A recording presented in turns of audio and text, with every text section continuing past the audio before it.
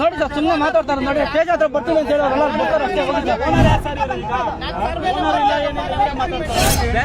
Sir ಒಂದ್ ನಿಮಿಷ ಹೇಳೋದು ಕೇಳಿ, ನಾನು ಹೇಳೋದು ಅರ್ಥ ಆಗ್ತದೆ. ನಾವು ಕೇಳಿ ಸರ್, ಇಲ್ಲಿ ನಮಗೂ ಕಾನೂನು ಗೊತ್ತಿದೆ, ನಾವು ಅವ್ರಿಗೆ ತಲೆ ಬಾಗ್ತೀವಿ. ನೀನು ಒಳಗಡೆ ನುಗ್ಬಿಟ್ಟು ಇಲ್ಲಿ ಇಶ್ಯೂಸ್ ಮಾಡ್ತೀವಿ, ಹೋಗೋಣ ನೀನು. ಸರ್ ನೋಡಿ ಸರ್, ಕಳ್ಸಿ ಸರ್ ಅವ್ರನ್ನ, ಕಳ್ಸಿ ಸರ್, ಆಚೆ ಕಳ್ಸಿ ಸರ್, ಕಳ್ಸಿ ಸರ್ ಅವ್ರನ್ನ, ಕಳ್ಸಿ ಸರ್ ಅವ್ರನ್ನ. ಅದೇಪ್ಪ, ನಮ್ಮ ಹತ್ರ ಡಾಕ್ಯುಮೆಂಟ್ ಬಂದೈತೆ, ನೀನ್ ಹೋಗಪ್ಪ ಆಚೆ ಹೋಗಿ. ಸ್ಟೇಷನ್ ಹತ್ರ ಬರ್ತೀನಿ, ಹೋಗೋಣ. ಸ್ಟೇಷನ್ ಹತ್ರ ಬರೋದು ಸರ್, ಹೇಳಿ ಸರ್, ಕಳ್ಸಿ ಸರ್. ವೀಕ್ಷಕರೇ, ನೋಡಿದ್ರಲ್ಲ ಈ ಘಟನೆ ನಡೀತಾ ಇರೋದು ಮತ್ತೆ ನಡೆದಿರೋದು ಕಂದಾಯ ಸಚಿವರ ಕ್ಷೇತ್ರದಲ್ಲಿ. ಅತಿ ಹೆಚ್ಚು ಭೂ ಕಬಳಿಕೆಯ ಬಗ್ಗೆ ಚರ್ಚೆ ಆಗ್ತಾ ಇರೋದು, ಅತಿ ಹೆಚ್ಚು ದೂರುಗಳಾಗ್ತಾ ಇರೋದು ಕಂದಾಯ ಸಚಿವರ ಕೃಷ್ಣ ಬೈರೇಗೌಡರು ಹೆಂಗೆ ಗೆದ್ದಿದ್ದಾರಲ್ಲ, ಬ್ಯಾಟರಾಯನಪುರ ಕ್ಷೇತ್ರದಲ್ಲೇ ಅತಿ ಹೆಚ್ಚು ಇಂಥ ಘಟನೆಗಳು ನಡೀತಾ ಇರೋದು. ಇಂಥ ಘಟನೆಗಳು ಕಂದಾಯ ಸಚಿವರ ಕ್ಷೇತ್ರದಲ್ಲೇ ನಡೀತಾ ಇದ್ರೆ ಇನ್ನು ಉಳಿದಂಥ ಕ್ಷೇತ್ರಗಳಲ್ಲಿ ಹೇಗೆ? ಎಲ್ಲರಿಗೂ ಒಂದು ಪ್ರಶ್ನೆ ಉದ್ಭವ ಆಗಬೇಕು. ಆದರೆ ಈಗ ಜಮೀನಿಗೋಸ್ಕರ ಭೂಗಳ್ಳರು, ಖದೀಮರು ಜಮೀನನ್ನು ಕಬಳಿಕೆ ಮಾಡ್ಕೊಳ್ಳೋಕ್ಕೋಸ್ಕರ ದಲಿತರ ಮೇಲೆ ದೌರ್ಜನ್ಯ ದಬ್ಬಾಳಿಕೆ ಮಾಡೋಕ್ಕೆ ಅದೇ ಗ್ರಾಮಗಳಿಗೆ ಸಂಬಂಧಪಟ್ಟಂಥವರು ಯುವಕರನ್ನ ಬಿಟ್ಟು ದಲಿತರ ಮೇಲೆ ದೌರ್ಜನ್ಯ ದಬ್ಬಾಳಿಕೆ ನಡೆಸ್ತಾ ಇದ್ದಾರೆ. ಆಯಿತು, ಇದರ ಬಗ್ಗೆ ನಿಮಗೆ ಸಂಪೂರ್ಣ ಮಾಹಿತಿ ನಾನು ಕೊಡ್ತೀನಿ. ಇದರ ಸಂಪೂರ್ಣ ಮಾಹಿತಿ ನೀವು ಪ್ರತಿಯೊಬ್ಬರು ತಿಳ್ಕೊಳ್ಳೇಬೇಕು, ಯಾಕೆ ದಲಿತರ ಮೇಲೇ ಇಷ್ಟೊಂದು ದೌರ್ಜನ್ಯ ದಬ್ಬಾಳಿಕೆ ಆಗುತ್ತೆ ಅಂತ. ಅದರ ಜೊತೆಗೆ ಈಗ ಈ ಜಮೀನು ಸರ್ಕಾರಿಗೆ ಸಂಬಂಧಪಟ್ಟಿದ್ದ, ಇಲ್ಲ ಅಂತಂದರೆ ಹಿಡುವಳಿ ಲ್ಯಾಂಡ, ಇಲ್ಲ ಅಂತಂದರೆ ಈ ದಲಿತರಿಗೆ ಅನ್ವಯಿಸುವಂಥ ಜಾಗನ. ವೀಕ್ಷಕರೇ, ಯಲಹಂಕ ತಾಲೂಕು ಜಾಲ ಹೋಬಳಿ ಕಾಡ್ಗೆನಹಳ್ಳಿ ಗ್ರಾಮದ ಸರ್ವೆ ನಂಬರ್ 67ರಲ್ಲಿ ಈ ಘಟನೆ ನಡೀತಾ ಇದೆ. ಈ ಘಟನೆ ನಡೀತಾ ಇರೋದು ಉದ್ದೇಶ ಏನಪ್ಪ ಅಂತಂದರೆ, ಏರ್ಪೋರ್ಟ್ ಹತ್ರ NH7 ಪಕ್ಕದಲ್ಲಿ ಇರೋಂಥ ಜಮೀನಿಗೋಸ್ಕರ ಇಷ್ಟೊಂದು ದೌರ್ಜನ್ಯ ದಬ್ಬಾಳಿಕೆ ನಡೀತಿದೆ. ಆದರೆ ಈ ದೌರ್ಜನ್ಯ ದಬ್ಬಾಳಿಕೆ ಮಾಡ್ತಾ ಇದ್ದಾರಲ್ಲ, ಇವರು ಅಷ್ಟು ಸಾಮಾನ್ಯ ವ್ಯಕ್ತಿಗಳು ಅಂದ್ಕೊಳ್ಬೇಡಿ. ಇವರು ಅಷ್ಟು ಸಾಮಾನ್ಯ ವ್ಯಕ್ತಿಗಳಲ್ಲ. ಇದೇ ವ್ಯಕ್ತಿಗಳು ಇದೊಂದೇ ಜಾಗ ಅಲ್ಲ, ಜಾಲ ಹೋಬಳಿ ಮತ್ತು ಯಲಹಂಕ ವ್ಯಾಪ್ತಿಯಲ್ಲಿ ಮತ್ತು ಬ್ಯಾಟರಾಯನಪುರ ಕ್ಷೇತ್ರದಲ್ಲಿ ಸರ್ಕಾರಿ ಜಾಗಗಳನ್ನು ಕೊಳ್ಳೆ ಹೊಡೆದು ಸುಳ್ಳು ದಾಖಲಾತಿಗಳನ್ನು ಸೃಷ್ಟಿ ಮಾಡಿ, ಲೇಔಟ್ಗಳನ್ನು ಮಾಡಿ, ಬಡಪಾಯಿಗಳ ಹೊಟ್ಟೆ ಮೇಲೆ ಹೊಡೆದು ಸರ್ಕಾರಕ್ಕೆ ವಂಚನೆ ಮಾಡಿ, ನಕಲಿ ದಾಖಲಾತಿಗಳನ್ನು ಸೃಷ್ಟಿ ಮಾಡಿ ಸರ್ಕಾರಕ್ಕೆ ವಂಚನೆ ಮಾಡುವಂತಹ ಮಹಾನುಭಾವ ವಂಶದವರು ಇವರು. ಇದರ ಹಿಂದೆ ಇರೋದು ಅದೇ ಕಾಡ್ಗೆನಹಳ್ಳಿ ಗ್ರಾಮದ ಸುತ್ತಮುತ್ತಲಿನ ಉತ್ತನಹಳ್ಳಿ ಗ್ರಾಮದ ನಿವಾಸಿಯಾದ ದೊಡ್ಡ ಬಸವರಾಜ್ ಮತ್ತು ಆತನ ಮಗ ಮಂಜುನಾಥ್. ಈ ಮಂಜುನಾಥನ ಇತಿಹಾಸ ನಿಮಗೆ ತಿಳ್ಕೊಂಡು ಹೋದರೆ ಇವ್ರನ್ನ ಮೊದಲು ಹಿಡಿದು ಜೈಲಿಗೆ ಹಾಕ್ತೀರಿ. ಆದರೆ ದಮ್ಮು ತಾಕತ್ತು ಇಲ್ದಿರೋಂಥ ಅಧಿಕಾರಿಗಳು ಆ ವ್ಯಾಪ್ತಿಯಲ್ಲಿ ಇದ್ದಾರೆ. ಒಬ್ಬ ಕಳ್ಳ ಸರ್ಕಾರಿ ಜಾಗಕ್ಕೆ ಸುಳ್ಳು ದಾಖಲಾತಿಗಳನ್ನು ಕ್ರಿಯೇಟ್ ಮಾಡಿಕೊಂಡು, ನಕಲಿ ದಾಖಲಾತಿಗಳನ್ನು ಸೃಷ್ಟಿ ಮಾಡಿ, ಲೇಔಟ್ಗಳನ್ನು ಮಾಡಿ ಅಮಾಯಕರಿಗೆ ಮಾರಾಟ ಮಾಡ್ತಿದ್ದಾರೆ ಅಂತ ದೂರುಗಳು ಕೊಟ್ಟರೂ ಕೂಡ ಮಂಜುನಾಥ್ ಮೇಲೆ ಕ್ರಮ ತಗೊಳ್ಳೋದಕ್ಕೆ ತಾಕತ್ತು ದಮ್ಮಿಲ್ದರಂಥ ಸರ್ಕಾರ, ಜೊತೆಗೆ ಸರ್ಕಾರಿ ಅಧಿಕಾರಿಗಳು.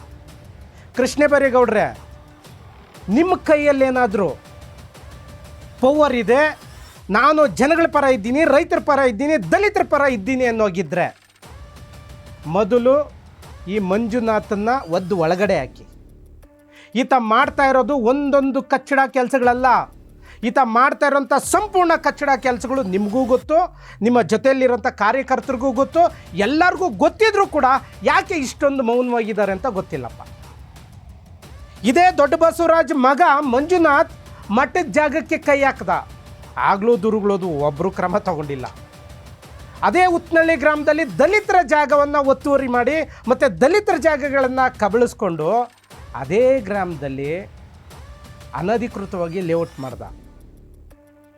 ಗೌರ್ಮೆಂಟ್ ರಸ್ತೆನೇ ಒತ್ತುವರಿ ಮಾಡ್ಕೊಂಡು ಲೇಔಟ್ ಮಾಡ್ದ, ಯಾರೂ ಕೇರ್ ಮಾಡಿಲ್ಲ. ಆದರೆ ಇಲ್ಲೂ ಕೂಡ ನಕಲಿ ದಾಖಲಾತಿಗಳು ಸರ್ವೆ ನಂಬರ್ 67ರಲ್ಲಿ ನಕಲಿ ದಾಖಲಾತಿಗಳನ್ನು ಸೃಷ್ಟಿ ಮಾಡಿಕೊಂಡಿದ್ರೂ ಕೂಡ ಯಾಕೆ ನೀವು ಕ್ರಮಗಳು ತಗೊಳ್ತಾ ಇಲ್ಲ? ಈ ಕಾನೂನು ಇರೋದು ಬರೀ ಬಲಿಷ್ಠರಿಗೆ, ಶ್ರೀಮಂತರಿಗೆ, ಕಾಂಗ್ರೆಸ್ ಕಾರ್ಯಕರ್ತರಿಗೆ ಅನ್ನೋ ಆಗಿದ್ದರೆ ಇಟ್ಕೊಂಬಿಡಿ. ಅಮಾಯಕರು, ಬಡವರು, ದಲಿತರು ಯಾಕೆ ಬೇಕು ನಮ್ಮ ದೇಶಕ್ಕೆ, ರಾಜ್ಯಕ್ಕೆ? ಮತ್ತೆ ಎಲ್ಲ ದಲಿತರನ್ನ ಒದ್ದು ಜೈಲ್ಗೆ ಹಾಕ್ಬಿಡಿ. ನಿಮಗೆ ಯಾರ್ಯಾರು ಬೇಕೋ ಅವ್ರನ್ನ ಮಾತ್ರ ಇಟ್ಕೊಂಬಿಡಿ ನೀವು. ಮತ್ತೆ ಈ ಮಾತನ್ನು ಯಾಕೆ ನಾನು ಇಷ್ಟೊಂದು ಬೇಸರದಲ್ಲಿ ಹೇಳ್ತಿದ್ದೀನಿ ಅಂತಂದರೆ, ಕಾಡ್ಗೆನಹಳ್ಳಿ ಗ್ರಾಮದ ಸರ್ವೆ ನಂಬರು 67ನೇ ಸರ್ವೆ ನಂಬರಲ್ಲಿ ಪೋಡಿ ಆಗಿದೆ ಅಂತೇಳಿ ಸರ್ವೆ ನಂಬರ್ 100ನ್ನು ಸೃಷ್ಟಿ ಮಾಡ್ತಾರೆ. ಸರ್ವೆ ನಂಬರ್ 100ನ್ನು ಸೃಷ್ಟಿ ಮಾಡಾದ್ಮೇಲೆ ಮತ್ತೆ ಸರ್ವೆ ನಂಬರ್ 100/1, 100/2 ಅಂತ ಮಾಡ್ತಾರೆ.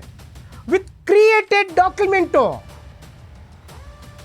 ದಾಖಲಾತಿಗಳನ್ನು ಸೃಷ್ಟಿ ಮಾಡಿ ಪೋಡಿಗಾಕಿ, ಪೋಡಿಯಲ್ಲೂ ದಾಖಲಾತಿಗಳನ್ನು ವಜಾ ಮಾಡಿ, ಕೋರ್ಟ್ಗೆ ಹೋಗಿ ಕೋರ್ಟಲ್ಲೂ ದಾಖಲಾತಿಗಳನ್ನು ವಜಾ ಮಾಡಿ, ಇವೆಲ್ಲವೂ ಕ್ರಿಯೇಟೆಡ್ ಡಾಕ್ಯುಮೆಂಟ್ ಅಂತ ಹೇಳಿದ್ರೂ ಕೂಡ ಮತ್ತೆ ಪಾಪ ಯಾರೋ ಬಡವರು ಒಂದು ಮನೆ ಕಟ್ಕೊಳ್ತಾ ಇದ್ದರೆ ಅವ್ರ ಮೇಲೆ ನಿಮ್ಮ ಪೌರುಷ ತೋರಿಸ್ತಿದ್ದೀರಲ್ರಿ.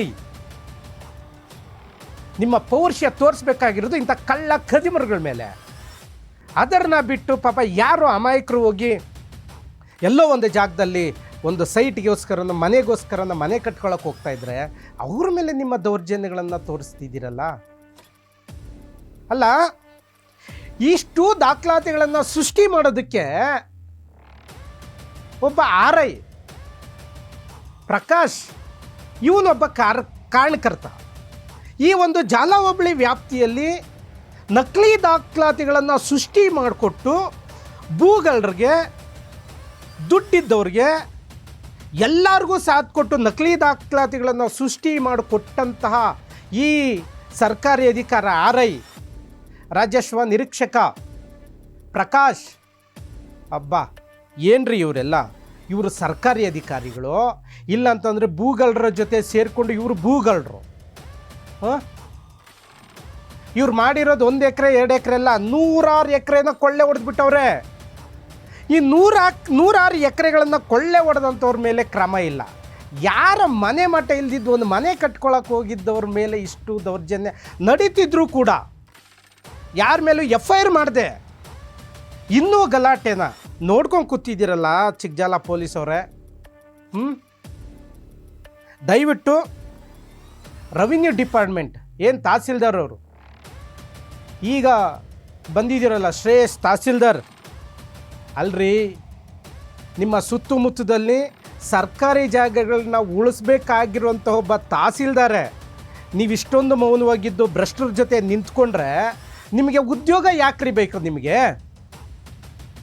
ಯಾಕೆ ಈ ವಿಚಾರ ನಿಮ್ಗೆ ಹೇಳ್ತೀನಿ ಅಂತಂದರೆ, ವೀಕ್ಷಕರೇ, ಕಾಡ್ಗೆನಹಳ್ಳಿ ಸರ್ವೆ ನಂಬರ್ 67 ಏನಿದೆಯಲ್ಲ ಅದರಲ್ಲಿ 8 ಎಕರೆ 20 ಕುಂಟೆ ಸರ್ಕಾರಿ ಲ್ಯಾಂಡ್. ಅದಕ್ಕೆ ಪೋಡಿ ಹೊಸ ನಂಬರ್ ಅಂತೇಳಿ 100ನ್ನ ಮಾಡ್ತಾರೆ create documents.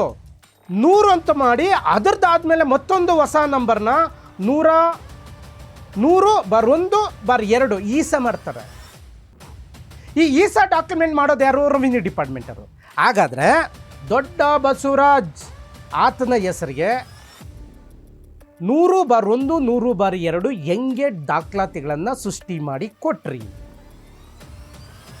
Mister Prakash Yelahanka tahsildar Shreyas ಅವರೇ, ಮೊನ್ನೆ ತಾನೇ ಪಾಣಿ ಮಾಡಿಕೊಟ್ಟಿದ್ದೀರಲ್ರಿ. ನಕಲಿ ದಾಖಲಾತಿಗಳು ಅಂತ ತಹಸೀಲ್ದಾರೇ ಆರ್ಡರ್ ಮಾಡವ್ರೆ. ಇವ್ರದ್ದು ನಕಲಿ ದಾಖಲಾತಿಗಳನ್ನು ಸೃಷ್ಟಿ ಮಾಡವ್ರೆ ಅಂತ ಹೇಳ್ಬಿಟ್ಟು ತಹಸೀಲ್ದಾರ್ ಆರ್ಡರ್ ಮಾಡ್ತಾರೆ. ಅದೇ ದಾಖಲಾತಿನ ಇಟ್ಕೊಂಡು ನೀವು ಈಗ ಪಾಣಿಗಳನ್ನು ಮಾಡಿಕೊಡ್ತೀರಿ. ವೀಕ್ಷಕರೇ, 1984 ಇಸ್ವಿಯಲ್ಲಿ ಇವ್ರಿಗೆ ಪೋಡಿ ಆಗುತ್ತೆ ಅಂತ ಹೇಳ್ಬಿಟ್ಟು ನಕಲಿ ದಾಖಲಾತಿಗಳನ್ನು ಯಾವ ಲೆವೆಲ್ಗೆ ಸೃಷ್ಟಿ ಮಾಡ್ತಾರೆ ಅಂತಂದರೆ ನೀವು ಅದನ್ನು ಊಹೆ ಮಾಡ್ಕೊಳ್ಳೋಕೆ ಆಗೋದೇ ಇಲ್ಲ. ಇದು ಅಷ್ಟಿಷ್ಟು ಅದು ಈ ಸುದ್ದಿ ನೋಡ್ತಿದ್ದೀರಲ್ಲ, ಈ ಸುದ್ದಿ ಸಣ್ಣ ಪುಟ್ಟ ಸುದ್ದಿ ಅಲ್ಲ. ಈ ಸುದ್ದಿ ಒಂದು ದೊಡ್ಡ ಲಿಸ್ಟೇ ಇದೆ, ಭ್ರಷ್ಟರ ಲಿಸ್ಟು. ಜೊತೆಗೆ ಈ ಜಮೀನುಗಳನ್ನು ಕದ್ದವರು ಒಂದು ಲೀಸ್ಟೇ ಬಂದ್ಬಿಡ್ತದೆ. ಈ ಒಂದು ಕೇಸ್ ಒಳಗಡೆ ಯಾರ್ಯಾರು ಬರ್ತಾರೆ ಅನ್ನೋದು ನಿಮಗೊಂದು ಸಣ್ಣ ಮಾಹಿತಿ ಕೊಡ್ತೀನಿ. ಈ ಕೇಸ್ ಒಳಗಡೆ ಈ ಜಮೀನು ಇದೆಯಲ್ಲ, ಈಗೇನೋ ಪಾಪ ಯಾರೋ ಒಬ್ಬರು ಮನೆ ಕಟ್ತಾವ್ರೆ, ಮನೇನ ನಿಂಗೆ ಕಟ್ಟಬಾರ್ದು ಅಂತ ಹೇಳ್ಬಿಟ್ಟು ಆ ಸುತ್ತಮುತ್ತ ಗ್ರಾಮದವ್ರನ್ನ ಚೂ ಬಿಟ್ಟು ಪಾಪ ಒಂದು ದಲಿತರ ಬಡವ್ರ ಮೇಲೆ ದೌರ್ಜನ್ಯ ಮಾಡೋಕ್ಕೆ ಬಿಟ್ಟವ್ರಲ್ಲ. ಯಾಕೆ ಈ ತಹಸೀಲ್ದಾರ್ಗಳು ಸರ್ಕಾರಿ ಅಧಿಕಾರಿಗಳು ನೋಡ್ಕೊಂಡು ಸುಮ್ಮನೆ ಕೂತಿದ್ದಾರೋ ಗೊತ್ತಿಲ್ಲ. ಇವ್ರು ಯಾವುದೋ ಒಂದು ಮನೆ ಕಟ್ಕೊಂಡು ಹೋಗಿದ್ದಕ್ಕೆ ಹಿಂಗೆ ಇನ್ನು 100 ಎಕರೆ ಕಳ್ಳರು ಕದಿಮರು ಕದ್ದವ್ರಲ್ಲ, ಅವ್ರ ಮೇಲೇನು ಇವ್ರು ಇದೇ ಪೌರುಷ ತೋರಿಸ್ಬೇಕಾಗಿತ್ತಪ್ಪ. ಆಮೇಲೆ ಇವರು ಲೀಸ್ಟ್ಗಳನ್ನೆಲ್ಲ ಹೇಳಿರ್ತೀನಿ. ಈ ಲೀಸ್ಟ್ ಒಳಗಡೆಗೆ ನಕಲಿ ದಾಖಲಾತಿಗಳು ಯಾವ ವರ್ಷದಲ್ಲಿ ಯಾರ್ಯಾರು ಕ್ರಿಯೇಟ್ ಮಾಡಿದ್ರು, ಆ ಕ್ರಿಯೇಟ್ ಮಾಡೋವಾಗ ಆ ವ್ಯಕ್ತಿಗಳ ವಯಸ್ಸೆಷ್ಟು ಮತ್ತು ಹೆಂಗೆ ಕ್ರಿಯೇಟ್ಗಳನ್ನು ಮಾಡಿದ್ರು ಅನ್ನೋದನ್ನು ಸಂಪೂರ್ಣವಾಗಿ ನಾನು ನಿಮಗೆ ಬಿಡಿಸಿ ಹೇಳ್ಬಿಡ್ತೀನಿ. ನೋಡಿ, ಕೇಸು ಫಸ್ಟಿಂದ ಇಷ್ಟು ಜನ ಬರ್ತಾರೆ. ಯಾರ್ಯಾರು ಬರ್ತಾರೆ ಈ ಕೇಸ್ ಒಳಗಡೆಗೆ? ಭಾಗ್ಯಮ್ಮ ಲೇಟ್ ಪಾಪಾಚಾರ್, ಈಗ ಎಮ್ಮನಿಗೆ ಸುಮಾರು 87 ವರ್ಷ. ಕೆ ಎ ರಾಮಕೃಷ್ಣ ಬಿನ್ ಲೇಟ್ ಆಂಜನಪ್ಪ, ಆತನಿಗೆ ಈಗ ಸುಮಾರು 55ರಿಂದ 56 ವರ್ಷ. ಅದರ ಜೊತೆಗೆ ಬಿ ರವಿಕುಮಾರ್ ರೆಡ್ಡಿ ಸನಾಬ್ ಗೋಪಾಲ್ ರೆಡ್ಡಿ, ಆತನಿಗೆ ಸುಮಾರು ಈಗಿನ ವಯಸ್ಸು 58-59 ಆಗೈತೆ. ಜೊತೆಗೆ ಪಿ ಜಗನ್ನಾಥ್ ರೆಡ್ಡಿ ಸನಾಪ್ ಮುನಿರತ್ನಂ ರೆಡ್ಡಿ, ಈಗ ಆತನಿಗೆ ವಯಸ್ಸು ಸುಮಾರು ಒಂದು 64ರಿಂದ ಒಂದು 65 ಆಗಿರ್ಬೋದು. ಜೊತೆಗೆ ದೊಡ್ಡ ಬಸವರಾಜ್ ಸನಾಪ್ ವಾಸುದೇವಪ್ಪ, ಈಗ ಬಸವರಾಜ್ ಸನಾಪ್ ವಾಸುದೇವಪ್ಪನಿಗೆ ಈಗ ಸುಮಾರು ಒಂದು 75ರಿಂದ 78 ವರ್ಷ ಆಗಿರ್ಬೋದು ಆಸುಪಾಸು.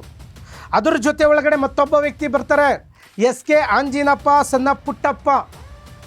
ಇವರು ಎಲ್ಲರೂ ಸೇರಿ ಸರ್ವೆ ನಂಬರ್ನ ಹೆಂಗೆ ದಾಖಲಾತಿಗಳನ್ನು ಕ್ರಿಯೇಟ್ ಮಾಡಿದ್ರು, ಯಾರ್ಯಾರಿಗೆ ರಿಜಿಸ್ಟರ್ಗಳು ಮಾಡಿದ್ರು, ರಿಜಿಸ್ಟರ್ ಮಾಡುವಾಗ ಕ್ರಿಯೇಟೆಡ್ ಹೆಂಗಾಯಿತು, ಈ ಪೋಡಿ ಹೆಂಗಾಯಿತು, ಈ ಸರ್ವೆ ನಂಬರ್ 100/1 ಮತ್ತು 100/2 ಹೆಂಗಾಯಿತು ಅನ್ನೋದನ್ನು ವಿವರವಾಗಿ ನಿಮ್ಮ ಮುಂದೆ ಬಿಚ್ಚಿಡ್ತೀನಿ. ಆದರೆ ಇದರೊಳಗಡೆ ಪಾತ್ರದಾರರು ಯಾರು, ಸೂತ್ರಧಾರರು ಯಾರು ಅನ್ನೋದು ಈಗ ನೀವು ತಿಳ್ಕೊಳ್ಬೇಕಲ್ಲ. ನಿಮಗೆ SK ಆಂಜಿನಪ್ಪ ಸಣ್ಣ ಪುಟ್ಟಪ್ಪ, ಅದ್ರ ಜೊತೆಗೆ ಶಂಕರಾಚಾರ್ಯ ಒಬ್ಬರು ಬರ್ತಾರೆ ಇದರೊಳಗಡೆಗೆ, ಮತ್ತೆ ಇನ್ನೊಬ್ಬ.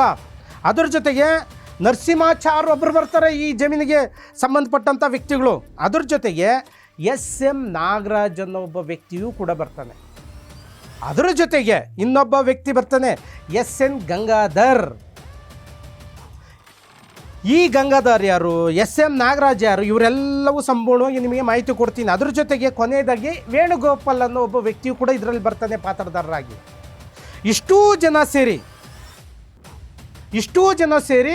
WP ಕೇಸ್ ಹೆಂಗೆ ಹಾಕ್ಕೊಳ್ತಾರೆ, ಕೋರ್ಟ್ ಏನು ಹೇಳುತ್ತೆ, ಹೆಂಗೆ ಕೇಸ್ಗಳನ್ನು ವಜಾ ಮಾಡುತ್ತೆ, ಇದು ನಕಲಿ ದಾಖಲಾತಿಗಳು ಅಂತ ಹೆಂಗೆ ಹೇಳ್ತಾರೆ, ಯಾರ್ಯಾರ ಮೇಲೆ 1 ಲಕ್ಷ ಕೋರ್ಟು, ಇವರು 1 ಲಕ್ಷ ರೂಪಾಯಿ ಕೋರ್ಟ್ಗೆ ಕಟ್ಟಬೇಕು, ಇವರು ಕೋರ್ಟ್ ಹತ್ರ ಬಂದು ನಮಗೆ ಟೈಮ್ ವ್ಯರ್ಥ ಮಾಡ್ತಿದ್ದಾರೆ, ಪ್ರತಿದಿನ ಇವ್ರದೇ ಕೇಸ್ಗಳನ್ನ ನಾನು ನೋಡಬೇಕು ಅಂತೇಳಿ ಕೋರ್ಟು 1 ಲಕ್ಷ ರೂಪಾಯಿ ಪ್ರತಿಯೊಬ್ಬರಿಗೂ ಫೈನ್ ಹಾಕುತ್ತೆ. ಅದು ಯಾರ್ಯಾರಿಗೆ ಹಾಕುತ್ತೆ, ಅವರು ಯಾರ್ಯಾರು ಅಂತ ನಿಮ್ಮ ಜೊತೆಗೆ ಬಿಡಿಸಿ ಹೇಳ್ತೀನಿ. ಆಮೇಲೆ ಈ ಜಮೀನು ಇದೆಯಲ್ಲ, ಈ ಜಮೀನು ಮೇಲೆ ಎಷ್ಟೋ ಸ್ಟೇಗಳು ತರ್ತಾರೆ, ಸ್ಟೇಗಳನ್ನು ವೆಕೇಟ್ ಮಾಡಿಸ್ತಾರೆ, ಇವರೇ ತರಿಸ್ತಾರೆ, ಇವರೇ ಕೇಸ್ಗಳಾಗ್ತಾರೆ. ಇವ್ರ ಮೇಲೆ ಯಾರ್ಯಾರ ಮೇಲೆ ಕೇಸ್ಗಳು ಹಾಕಿದ್ರು ಅನ್ನೋದು ಸಂಪೂರ್ಣವಾಗಿ ನಿಮ್ಮ ಮುಂದೆ ನಾನು ಬಿಚ್ಚಿಡ್ತೀನಿ.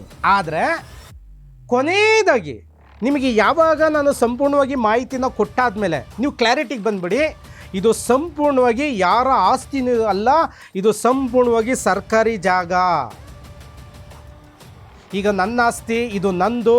ಸರ್ವೆ ನಂಬರ್ 67ರಲ್ಲಿ 100ನೇ ಸರ್ವೆ ನಂಬರಲ್ಲಿ ಈಸಾ 100/1/2 ಅಂತ ಈಸಾಗಳು ಮಾಡ್ಕೊಂಡಿದ್ದಾರಲ್ಲ, ದೊಡ್ಡ ಬಸವರಾಜಿಂದ ಹಿಡಿದು ರೆಡ್ಡಿಯಿಂದ ಹಿಡಿದು ಇವ್ರು ಯಾರ್ಯಾರು ಈಸಗಳು ಮಾಡ್ಕೊಂಡಿದ್ದಾರಲ್ಲ, ಇವೆಲ್ಲವೂ ಸೃಷ್ಟಿ ದಾಖಲಾತಿಗಳು.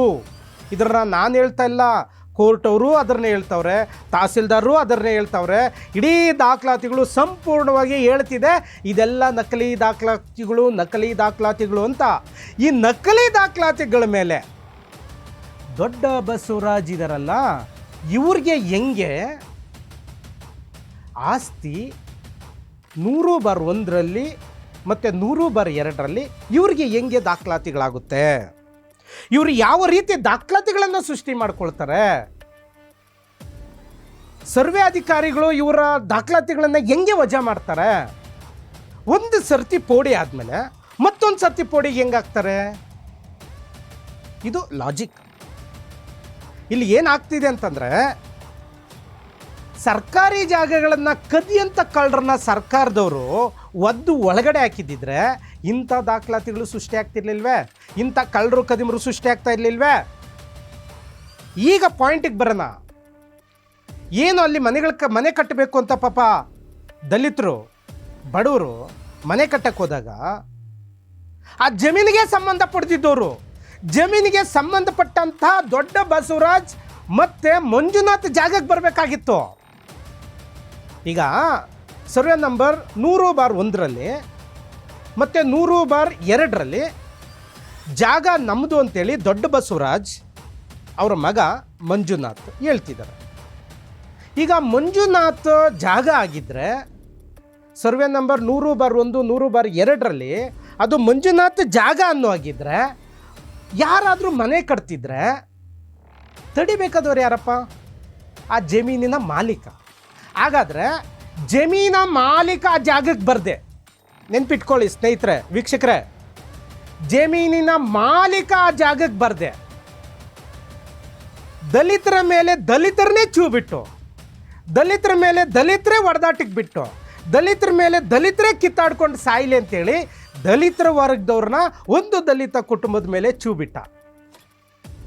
ನೀವೇ ಯೋಚನೆ ಮಾಡಿ, ನಿಮ್ಮದೇನಾದರೂ ಜಮೀನಿತ್ತು ಅಂದರೆ ನಿಮ್ಮ ಜಮೀನಿಗೆ ಯಾವನೋ ಒಬ್ಬ ಥರ್ಡ್ ಪಾರ್ಟಿ ಬಂದು ನಿಮ್ಮ ಜಮೀನಲ್ಲಿ ಏನಾದರೂ ಮನೆ ಕಟ್ತಿದ್ರೆ ಏನು ಮಾಡ್ತೀರಪ್ಪ? ಪೊಲೀಸ್ ಸ್ಟೇಷನ್ಗೆ ಕಂಪ್ಲೇಂಟ್ ಕೊಡ್ತೀರಿ. ಇಲ್ಲ ಅಂತಂದರೆ ಕತ್ತಿನ ಪಟ್ಟಿ ಹಿಡಿದು ಆಚೆಗೆ ಹಾಕ್ತೀರಿ. ಇಲ್ಲ ಅಂತಂದರೆ ಸ್ಟೇ ತಗೊಂಬರ್ತೀರಿ. ಇಲ್ಲ ಅಂತಂದರೆ ಸ್ವಾಮಿ ನಮ್ಮ ಜಮೀನಿಗೆ ಬಂದುಬಿಟ್ಟ, ನಮ್ಮ ಜಮೀನಲ್ಲಿ ಬಂದು ನಮ್ಮ ಜಮೀನಲ್ಲಿ ಮನೆ ಕಟ್ತವನೇ ಸ್ವಾಮಿ ಅಕ್ರಮವಾಗಿ ಅಂತೇಳಿ ACPಗೋ DCPಗೋ ಲೋಕಲಲ್ಲಿರೋ ಪೊಲೀಸ್ ಸ್ಟೇಷನ್ಗೋ ದೂರನ್ನು ಕೊಡ್ತೀರಿ. ಹಾಗಾದರೆ ದೊಡ್ಡ ಬಸವರಾಜ್ ಮಗ ಮಂಜುನಾಥ್ ಯಾಕೆ ಕಂಪ್ಲೇಂಟ್ ಕೊಡ್ತಿಲ್ಲ? ಯಾಕೆ ಮಂಜುನಾಥ್ ಸ್ಪಾಟಿಗೆ ಬಂದು ತನ್ನ ಜಮೀನಲ್ಲಿ ಕಟ್ತಾ ಇರೋಂಥ ಮನೆಗೆ ಯಾಕೆ ಅಡ್ಡಿ ಪಡಿಸ್ತಿಲ್ಲ? ಯಾಕೆ ಆ ಒಂದು ವ್ಯಕ್ತಿಗಳ ಮೇಲೆ ನಮ್ಮ ಜಮೀನಿಗೆ ಬಂದು ಅಕ್ರಮವಾಗಿ ಬಂದವ್ರು ಅಂತೇಳಿ ಅವ್ರ ಮೇಲೆ ಸ್ಟೇ ತರೋದಾಗಿರಲಿ, ACP DCP ಕಾನೂನನ್ನು ರಕ್ಷಣೆ ಮಾಡೋಂಥ ಪೊಲೀಸವರವರಲ್ಲ, ಮತ್ತು ಪೊಲೀಸರು ಮರೆ ಯಾಕೆ ಹೋಗ್ತಿಲ್ಲ ಅನ್ನೋದು ಈ ಒಂದು ಎಲ್ಲರಿಗೂ ಪ್ರಶ್ನೆ ಮೂಡಬೇಕಾಗಿರೋದು ಮತ್ತು ಮೂಡಿರೋದು. ತನ್ನ ಜಮೀನಿಗೆ ಯಾರೋ ಬಂದಾಗ ಯಾರಾದರೂ ಸುಮ್ಮನೆ ಕೂತ್ಕೊಳ್ತಾರ? ಯಾಕೆ ಈತ ಸುಮ್ಮನೆ ಕೂತವನೇ ಅಂತಂದರೆ, ಅವರೇನು ಪೋಡಿ ಮಾಡಿರ್ತಾರಲ್ಲ 2 ನಂಬರು 100/1 100/2 ಏನು ಪೋಡಿ ಮಾಡಿದಾರಲ್ಲ, ಇದೆಲ್ಲವೂ ನಕಲಿ ಅಂತ ಅವ್ರಿಗೂ ಗೊತ್ತು. ಇದೆಲ್ಲ ಕ್ರಿಯೇಟೆಡ್ ಡಾಕ್ಯುಮೆಂಟ್ಸ್ ಅಂತ ಅವ್ರಿಗೂ ಗೊತ್ತು. ಯಾಕೆ ಅಂತಂದರೆ ದೊಡ್ಡ ಬಸವರಾಜ್ ಅವರು 2003 ಮತ್ತು 4 ಪರ್ಚೇಸ್ ಮಾಡ್ತಾರೆ ಜಮೀನು. ಅದು ಒಬ್ಬ ವ್ಯಕ್ತಿ ಹತ್ರ, ನಾನು ಹೇಳಿದ್ನಲ್ಲ ನಾಗರಾಜು ಅಥವಾ ಗಂಗಾಧರ್ ಹತ್ರ ಪರ್ಚೇಸ್ ಮಾಡ್ತಾರೆ. ಆದರೆ ಈ ನಾಗರಾಜು ಮತ್ತು ಗಂಗಾಧರ್ ಜಮೀನು ಕೋರ್ಟ್ ಏನು ಹೇಳುತ್ತೋ, ತಹಸೀಲ್ದಾರ್ ಈ ಜಮೀನು ಬಗ್ಗೆ ಏನು ಹೇಳಿದ್ರು, ಭಾಗ್ಯಮ್ಮ ಹಾಕ್ಕೊಂಡಿರೋಂತಹ ದಾಖಲಾತಿಗಳ ಬಗ್ಗೆ ಕೋರ್ಟ್ ಏನು ಹೇಳ್ತು. ಸೊ ಇದೆಲ್ಲ ಮಾಹಿತಿ ಬೇಕಲ್ಲ. ಅದಕ್ಕೆ ಹೇಳೋದು, ಸರ್ಕಾರಿ ಜಾಗಗಳಿಗೆ ಕೈ ಹಾಕೋದಕ್ಕಿಂತ ಮುಂಚೆ ಬಲಿಷ್ಠವಾಗಿ ಸರ್ಕಾರಿ ಅಧಿಕಾರಿಗಳಿರ್ಬೇಕ್ರಿ. ಏನಕ್ರಿ VA ಮಾಡೋದು? ವಿಲೇಜ್ ಅಕೌಂಟರ್ನ ಏನಕ್ಕೆ ಸರ್ಕಾರ ನೇಮಕ ಮಾಡುತ್ತೆ? ಗ್ರಾಮ ಲೆಕ್ಕಾಧಿಕವನ್ನ ಏನಕ್ಕೆ ಆ ವ್ಯಕ್ತಿನ ತಗೊಂಬಂದು ಒಂದು ಗ್ರಾಮಕ್ಕೆ ಒಬ್ಬ VA ಅಂತ ಮಾಡ್ತಾರೆ? ಕತ್ತೆ ಕಾಯ್ಸಕ, ಸಗಣಿ ತಿನ್ನಕ, ಮಣ್ಣು ತಿನ್ನಕ, ಭೂಗಳರ ಜೊತೆ ಕೈ ಜೋಡ್ಸಕ, ಅಮಾಯಕರ ಭವಿಷ್ಯವನ್ನು ಹಾಳು ಮಾಡಕ, ದಲಿತರ ಜಮೀನನ್ನ ಕಿತ್ಕೊಳ್ಬೇಕು ಅಂತನ. ಒಬ್ಬ RI ಏನಕ್ಕೆ RIನ ಒಂದು ವೃತ್ತಕ್ಕೆ ಆಯ್ಕೆ ಮಾಡ್ಕೊಳ್ತಾರೆ? ಒಬ್ಬ RI ಕೆಲಸ ಏನು? ರಕ್ಷಣೆ ಮಾಡಬೇಕಾಗಿರೋಂಥ ಕೆಲಸಗಳು ಒಬ್ಬ VAದು. ಒಬ್ಬ VAನ ಸರ್ಕಾರ ನೇಮಕ ಮಾಡ್ಕೊಳ್ಳೋದು ಯಾಕೆ ಅಂತಂದರೆ, ಆ ಗ್ರಾಮದಲ್ಲಿ ಜನಗಳಿಗೆ ಯಾವುದಾದ್ರೂ ಸಮಸ್ಯೆ ಆದರೆ, ಪ್ರಾಣಿಗಳ ಸಮಸ್ಯೆ ಆದರೆ, ಅಥವಾ ಇನ್ಯಾವುದಾದ್ರೂ ಅದು ಗ್ರಾಮ ಕುಗ್ರಾಮ ಆಗಿದ್ದರೆ, ಅಥವಾ ಗ್ರಾಮದಲ್ಲಿ ರೈತರಿಗೆ ಏನಾದರೂ ಗೊಂದಲ ಆಗ್ತಾಯಿದ್ರೆ, ಆ ಗ್ರಾಮದಲ್ಲಿ ಯಾರಿಗಾದ್ರೂ ಪಿಂಚನ್ ಬರ್ತಿಲ್ಲ ಅಂದರೆ, ಆ ಗ್ರಾಮದಲ್ಲಿ ಯಾರಾದರೂ ಕಳ್ಳರು ಕದಿಮರು ದೇವಸ್ಥಾನಗಳಿಗೆ ನುಗ್ತಿದ್ರೆ, ಮತ್ತು ವೋಟರ್ಸಲ್ಲಿ ಏನಾದರೂ ಏರುಪೇರು ಆಗ್ತಿದ್ರೆ, ಎಲ್ಲವೂ ಸಂಪೂರ್ಣವಾಗಿ ಜವಾಬ್ದಾರಿಯುತವಾಗಿ ಒಬ್ಬ ಗ್ರಾಮದ VAನ ಸರ್ಕಾರ ನೇಮಕ ಮಾಡಿಕೊಳ್ಳುತ್ತೆ. ಆದರೆ ಈ ಗ್ರಾಮದಲ್ಲಿ ಹಂಗಲ್ಲ. ಈ ಬೆಂಗಳೂರು ವ್ಯಾಪ್ತಿಯಲ್ಲಿ ನಡೀತಾ ಇರೋದು ಹಂಗಲ್ಲ. ಯಾರು ಒಬ್ಬ ಗ್ರಾಮದ ವಿ ಎ, ಆ ವಿ ಎ ಕೆಲಸ ಏನು ಅಂತಂದರೆ ಈಗಿನ ಕೆಲಸ ಸ್ಥಿತಿ, ಈಗಿನ ವ್ಯವಸ್ಥೆಯ ಸ್ಥಿತಿಯಲ್ಲಿ ಏನು ಕೆಲಸ ಮಾಡ್ತಿದ್ದಾನೆ ಅಂತಂದರೆ, ಎಲ್ಲಿ ಸರ್ಕಾರಿ ಜಾಗ ಇದೆ, ಯಾವುದಕ್ಕೆ ಡಾಕ್ಯುಮೆಂಟ್ ಮಾಡಿಕೊಡ್ಬೇಕು, ಯಾವ ಕಳ್ಳ ಕದಿಮನಿಗೆ ದಾಖಲಾತಿಗಳನ್ನು ಮಾಡಿಕೊಡ್ಬೇಕು, ಯಾರಿಗೆ ದಾಖಲಾತಿ ಮಾಡಿಕೊಟ್ರೆ ನನಗೆ ಹೆಚ್ಚು ದುಡ್ಡು ಬರುತ್ತೆ ಅನ್ನೋದನ್ನು ನೋಡ್ಕೊಳ್ಳೋಕ್ಕೆ ಈಗ ವಿ ಎ ಆಗಿ ಗ್ರಾಮದಲ್ಲಿ ಇರೋದು. ಇಂಥ ಮುಟ್ಟಾಳರನ್ನ ಮೊದಲು ಗ್ರಾಮಸ್ಥರು ಒದ್ದೋಡಿಸ್ರಿ, ನೋಡೋಣ ಅದೇನು ಕೇಸ್ ಆಗುತ್ತಾ ಆಗಲಿ. ಗ್ರಾಮವನ್ನು ಅಭಿವೃದ್ಧಿ ಮಾಡಬೇಕಾಗಿರುವಂತಹ, ನಾನು ಎಲ್ಲರೂ ಅಂತ ಹೇಳ್ತಿಲ್ಲ, ಕೆಲವರು ಗ್ರಾಮಗಳನ್ನು ಅಭಿವೃದ್ಧಿ ಪಡಿಸೋದಕ್ಕೋಸ್ಕರನೇ ವಿ ಎಗಳು ಮಾಡ್ಕೊಂಡಿದ್ರೆ, ಕೆಲ ಮುಟ್ಟಾಳರು ತನ್ನ ಜೀವನಕ್ಕೋಸ್ಕರ, ತನ್ನ ಭವಿಷ್ಯಕ್ಕೋಸ್ಕರ ಅಲ್ಕಟ್ಟು ಕೆಲಸ ಮಾಡಿ ಭೂಗಳರ ಜೊತೆ ಕೈ ಜೋಡಿಸ್ಕೊಂಡು ಕೆರೆ ಕುಂಟೆಗೆ ದಾಖಲಾತಿಗಳು ಮಾಡೋದು, ಸರ್ಕಾರಿ ಜಾಗಕ್ಕೆ ದಾಖಲಾತಿಗಳು ಮಾಡಿಕೊಡೋದು. ಇಂಥ ಮುಟ್ಟಾಳರನ್ನ ಮೊದಲು ಸರ್ಕಾರ ಎಚ್ಚೆತ್ಕೊಂಡು ಒದ್ದು ಆಚೆಗೆ ಕಳಿಸ್ಬೇಕ್ರಿ. ಇದ್ರ ಜೊತೆಗೆ ಆರೈ ಕೆಲಸ ಏನು, ತನ್ನ ವ್ಯಾಪ್ತಿಯಲ್ಲಿ ಎಷ್ಟು ಸರ್ಕಾರಿ ಜಾಗಗಳಿದ್ದಾವೆ, ಯಾವ ಸರ್ಕಾರಿ ಜಾಗಕ್ಕೆ ಯಾವ ಕಳ್ಳ ಬೇಲಿ ಹಾಕಿದ್ದಾನೆ, ಆ ಬೇಲಿನ ಕಿತ್ತು ಸರ್ಕಾರಿ ಬೋರ್ಡ್ಗಳನ್ನು ನೇಮಕ ಮಾಡಬೇಕಾಗಿತ್ತು. ಆದರೆ ಇವ್ರು ಹಂಗಲ್ವೇ, ಎಲ್ಲಿ ಸರ್ಕಾರಿ ಜಾಗ ಇದೆಯೋ ಅಲ್ಲಿ ಬೋರ್ಡ್ ಹಾಕ್ತಾರೆ, ನೆಕ್ಸ್ಟ್ ದಿನ ಅಷ್ಟೊತ್ತಿಗೆ ಇನ್ನೊಬ್ಬನಿಗೆ ಆ ಜಾಗವನ್ನು ದಾಖಲಾತಿಗಳು ಮಾಡಿಕೊಡ್ತಾರೆ. ಇದು ಇಂಥ ಮುಟ್ಟಾಳರು ಮಾಡ್ತಾ ಇರೋಂಥ ಕೆಲಸ. ಈಗ ಅದೇ ಸೇಮ್ ಕಾಡ್ಗೆನಹಳ್ಳಿ ಸರ್ವೆ ನಂಬರು 67ರಲ್ಲಿ ನಡೆದಿರೋಂಥ ಘಟನೆ. ಸ್ನೇಹಿತರೆ, ನಿಮಗೊಂದು ಗಮನದಲ್ಲಿ ಇಟ್ಕೊಳ್ಳಿ, ಆರ್ ಐ ಮತ್ತು ವಿ ಎಗಳು ಏನಿದಾರಲ್ಲ, ಅವರೆಲ್ಲರೂ ಕೂಡ ಅವ್ರು ಎಲ್ಲಿ ಕೆಲಸ ಮಾಡ್ತಾರೋ ಅಲ್ಲೇ ವಾಸ್ತವ ಇರಬೇಕು. ನಿಮ್ಮೂರಲ್ಲಿ ವಿ ಎ ನಿಮ್ಮೂರಲ್ಲೇ ವಾಸ್ತವ ಇರಬೇಕು. ಅವನು ಸಿಟಿಯಿಂದ ಬಂದ, ಬೆಂಗಳೂರಿಂದ ಬಂದ, ಇನ್ಯಾವುದೋ ಕಾಡಿಂದ ಬಂದ, ಇನ್ಯಾವುದೋ ಸ್ಮಶಾನದಿಂದ ಬಂದ ಅಲ್ಲ. ಒಬ್ಬ ವಿ ಎ, ಒಬ್ಬ ಆರ್ ಐ ತಾನು ಎಲ್ಲಿ ಕೆಲಸ ಮಾಡ್ತಾನೋ ಅದೇ ಸ್ಥಳದ ವಾಸ್ತವಾಗಿ ಕೆಲಸ ಮಾಡಬೇಕು. ಅದೇ ವಾಸ್ತವ. ಯಾರ್ಯಾರು ನಿಮ್ಮ ಗ್ರಾಮಗಳಲ್ಲಿ ವಿ ಆಗಿದ್ದಾರೋ ಅವನೇನಾದರೂ ನಿಮ್ಮೂರಲ್ಲಿಲ್ಲ ಅಂತಂದರೆ ತಕ್ಷಣ ಅವನ ಮೇಲೆ ಕಂಪ್ಲೇಂಟ್ ಮಾಡಿರಿ, ತಹಸೀಲ್ದಾರ್ಗೆ ಆಗಿರಲಿ, ಡಿ ಸಿ ಆಗಿರಲಿ. ಆರ್ ಐ, ಯಾವ ಆರ್ ಐ ತನ್ನ ವೃತ್ತದಲ್ಲಿ, ಈಗ ಉದಾಹರಣೆಗೆ ಯಲಹಂಕ ತಾಲೂಕು ಜಾಲ ಹೋಬಳಿಗೆ 3 ವೃತ್ತಗಳು ಬರುತ್ತೆ. ಒಂದು ಜಾಲ 1, ಜಾಲ 2, ಜಾಲ 3 ಅಂತ. ಈಗ ಜಾಲ 2 ಏನಿದೆಯಲ್ಲ, ಜಾಲ 2 ಅಥವಾ ಜಾಲ 1ಲ್ಲಿ ಇರುವಂಥ ಆರ್ ಐ ಈ ಜಾಲ ವ್ಯಾಪ್ತಿಯಲ್ಲೇ ಇರಬೇಕು. ಜಾಲವನ್ನು ಹೊರತುಪಡಿಸಿ ಬೇರೆ ಗ್ರಾಮದಿಂದನೋ ಬೇರೆ ಸಿಟಿಯಿಂದನೋ ಇನ್ನೆಲ್ಲಿಂದನೋ ಬರ್ತಾನೆ ಅಂತಂದರೆ ಮೊದಲು ಅವನನ್ನು ಉಗಿದು ಆಚೆಗೆ ಕಳಿಸ್ರಿ, ಅಥವಾ ನಿಲ್ಲಿಸಿ ಕೇಳಿ ಅವನ್ನ. ಸರ್ಕಾರ ಏನು ಆದೇಶ ಮಾಡಿದೆ, ನೀನು ಎಲ್ಲಿ ವಾಸ ಇರಬೇಕು, ಯಾವ ಸ್ಥಳದಲ್ಲಿ ವಾಸ ಇರಬೇಕು, 24 ಗಂಟೆ ಜನರ ಕೈಗೆ ನೀನು ಸಿಕ್ಕಬೇಕು, ಈಗ ಸಿಕ್ತಿದೆಯಾ ಅಂತ ಮೊದಲು ಅವನನ್ನು ಪ್ರಶ್ನೆ ಮಾಡಿ. ಮೊದಲು ಜನಗಳು ಬದಲಾದರೆ ಮಾತ್ರ ಈ ವ್ಯವಸ್ಥೆ ಬದಲಾಗಕ್ಕೆ ಸಾಧ್ಯ, ಇಂಥ ಕಳ್ಳರು ಕದಿಮರು ಬದಲಾಗಕ್ಕೆ ಸಾಧ್ಯ. ಮೊದಲು ನೀವು ಪ್ರಶ್ನೆ ಮಾಡೋಕ್ಕೆ ಪ್ರಾರಂಭ ಮಾಡಿ, ನಂತರ ಇಂಥ ಕಳ್ಳರು ಕದಿಮರು ಎಲ್ಲರೂ ಬದಲಾಗ್ತಾರೆ ಸ್ನೇಹಿತರೆ. ಓಕೆ, ಈಗ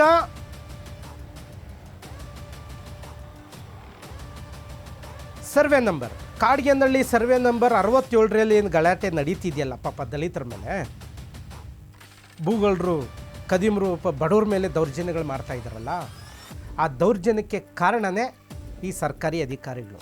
ಇದ್ರ ಜೊತೆಗೆ ಸ್ನೇಹಿತರೆ, ಈ ಸರ್ವೆ ನಂಬರು 100/1 ಮತ್ತು 100/2 ಸರ್ವೆ ನಂಬರು ಈ ಹೆಂಗಾಯಿತು ಅನ್ನೋದನ್ನ ಜೊತೆಗೆ ಸರ್ವೆ ನಂಬರ್ 23ಕ್ಕೂ ಮತ್ತು 67ಕ್ಕೂ, ಸರ್ವೆ ನಂಬರ್ 67ಕ್ಕೂ ಮತ್ತು ಸರ್ವೆ ನಂಬರ್ 100/1, 100/2ಕ್ಕೆ ಸಂಬಂಧ ತುಂಬ ಗಟ್ಟಿಯಾಗಿದೆ. Chain link. 23ರಲ್ಲಿ ನಂದು ಅಂತ ಬರ್ತಾರೆ, 23 ನಿಂದಲ್ಲ ಅಂತ ಹೇಳಿದಾಗ 67 ಸರ್ವೆ ನಂಬರ್ಗೆ ಬಂದು ಕೂತ್ಕೊಳ್ತಾರೆ. 67 ಸರ್ವೆ ನಂಬರ್ ಸರ್ಕಾರಿ ಜಾಗ ಅಂದಾಗ ಮತ್ತೆ ಒಂದು ದಾಖಲಾತಿಗಳನ್ನು ಕ್ರಿಯೇಟ್ ಮಾಡ್ತಾರೆ, 100/1, 100/2 ಅಂತ. ಈ ದಾಖಲಾತಿಗಳನ್ನು ಸೃಷ್ಟಿ ಮಾಡಿದಂತಹ ಮಹಾನಾಯಕರು ಯಾರ್ಯಾರು ಅನ್ನೋದನ್ನ ಮುಂದಿನ ಸಂಚಿಕೆಯಲ್ಲಿ ಬಿಚ್ಚಿಡ್ತೀನಿ. ದಯವಿಟ್ಟು ನೋಡ್ತಾ ಇರಿ. ಇದು ನಿಮ್ಮ ಸಾಮ್ರಾಜ್ಯ.